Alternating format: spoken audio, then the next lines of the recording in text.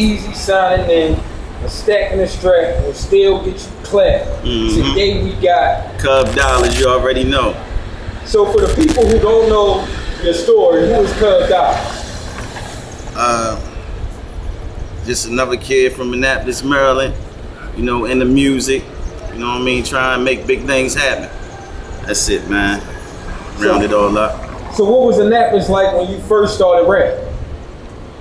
It wasn't too many. I remember we had to go to one studio that I went to was Joe Johnson. I think it was on Bestgate. But that was, if y'all know, rest in peace, JJ, that was his fault. So we used to $100, save our money, and go to his studio. Yeah. So what made you believe you could take music seriously? Friends, the neighborhood, people telling me keep going, shit like that. You know what I mean? It's getting better and growing with it. You feel me? What was the first song that made the city start paying attention for real? From me or from others? For you. I would say my mixtape when I came home from jail, temporary confinement. Yeah.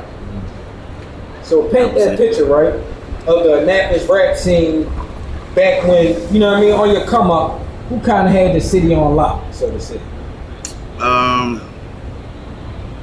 Like they said, Faces of Funk. There was a group, and it was a group from Robinwood, STBC, and you know, Woodz Jungle, like rapping, Rock, Boosie, me, Nuniano from down 20. Shit, that's most of the people that I knew.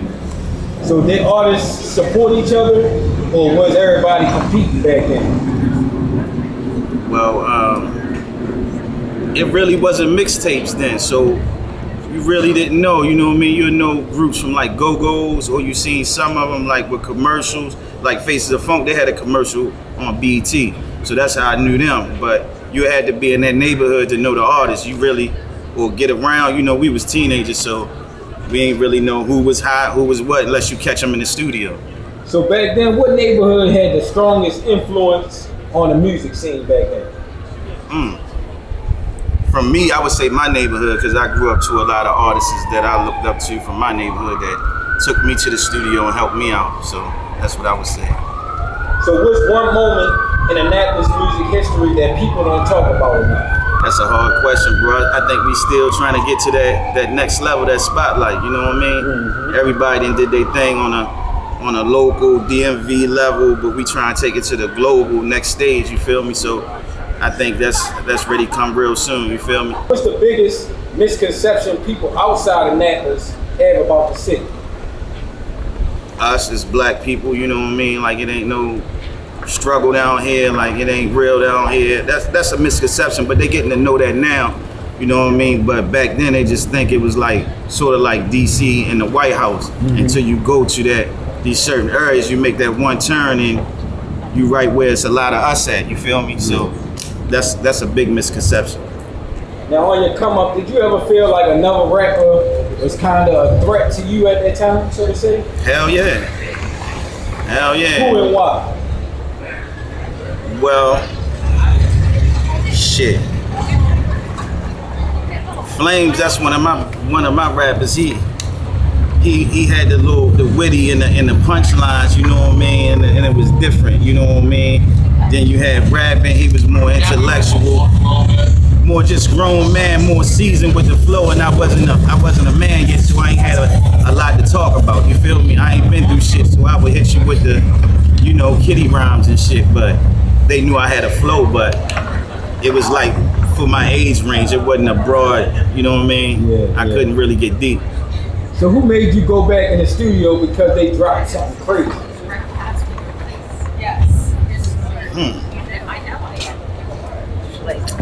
Crazy made me go back in the studio.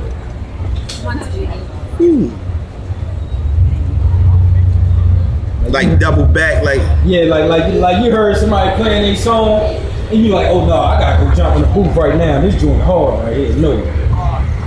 I would say LM got me like that one time, you know what I mean, inspired me. Had a 5-track and I, you know what I mean, wanted to hop on it, you know what I mean? Yeah. So the crowd, yeah. So besides yourself, who's the hardest lyricist ever to come out of Annapolis? Lyricist? It's some lyricists, but I'm gonna say lyricists with the you know what I mean, like on a different level, but it's more like intellectual. I would say this dude I met, and a lot of y'all don't know him, his name Justin, but he'll hit you with some shit that's for the mind, like on some Talib Kweli, what his name, Most Def type shit, you know what I mean? That be like, damn, but this shit be fire though. Niggas be wanting to do shit like that, but they can't do it, you feel me? You know what I mean? Everybody be trying to get in their bag in different ways, but I'm good at something, but the next man good at something, so we all feed off each other, you feel me? Yeah, but he fire with that. It's a lot more, I'm just thinking off the top, cause you know what I mean? I remember him spitting some shit, I'm like, damn, that's different, you feel me? So if you had to build an Annapolis Mount Rushmore with 4 artists, who's on it? Damn.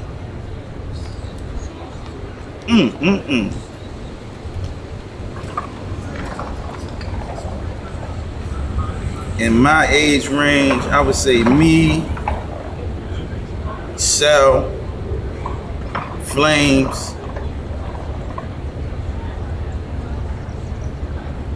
I would have to put Pitts in there, and I can't do 4. I would say H too, because H was a pioneer. You feel me?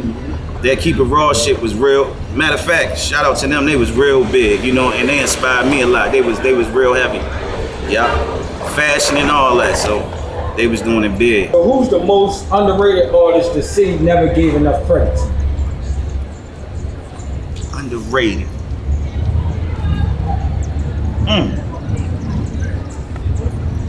Underrated. Well, I like this because the city give a lot of people credit, but on the come up, and he low key. I wouldn't say underrated, but it's this guy named Top Notch Sire, Josiah. He fire. The city need to get on him.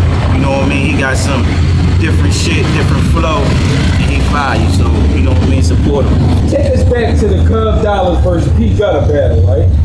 What do you remember most about that? 2 artists that was hot, you know what I mean? We did a lot of music together. We both was from 2 different neighborhoods, so he had his people, I had my people. We just put it together, and that's how it went down 20. It was an epic day in the city. It was fire. So did that battle change your career?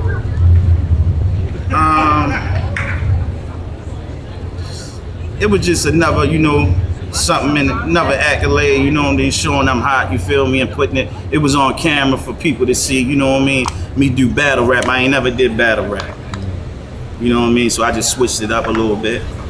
So looking back today, would you do anything differently as far as that battle wise? No, everything happened for a reason, you know what I mean. I was a little tipsy and stumbled on a few of my words, but you know what I mean, I wouldn't have been as so, you know, tight that day. All right, so I'm gonna spin it on him real quick, because I really want to get into this 410 hustler movement for real, because I want to kind of get a little understanding on myself on it, for real, right? So explain what 410 hustler meant to the city. It was a movement, you know what I mean? It was a, you know, it was a rack of us, you know, different neighborhoods coming together. We always 410 hustlers. We always pushing the brand. It was young niggas trying to get money, young niggas trying to take it to the next level. So what made that movement different from everybody else? The city, the love, the realness, the authenticity, you know what I mean? It was real, you know what I mean? Niggas was spitting from the heart, you feel me? So, and it was relatable to everybody, you know what I mean? So give me a story from back then, bro, that don't nobody kind of know, for real, as far as with the 410 hustlers, for real. Okay, 410 hustlers, we was just dropping, shout out to Half Dead Diggy. We used to, we bought our little studio equipment. We used to drop over Eastport. We would just drop, everything was in the trap. We was dropping, you know what I mean? So we could just, it was this lady, Miss Linda. We used to go over her house over Port. We could walk right outside. Then we would put the beat together, and then we would lay down a track. So I won this battle up Baltimore called the Blaze Battle. So that's how that happened, and we end up getting a little deal. And 410 Hustlaz, we started just pushing from there. You know what I mean? Yeah. Everybody want to hear about this Dirt battle, bro. So Dirt recently called you out. Yeah. What's your response to that? Man, listen. Not even to Dirt, but it been long enough for the city. He was like, it was timing, you know what I mean? Because I really don't do it, but I just want to make the city, you know what I mean, turn up again. He was telling me a little shit, so I was like, fuck it, you know what I mean? And it ain't even about the bread. That's just bring something and show niggas who's who, and we just gonna rock out, you know what I mean? It's hip hop, you feel me, at the end of the day.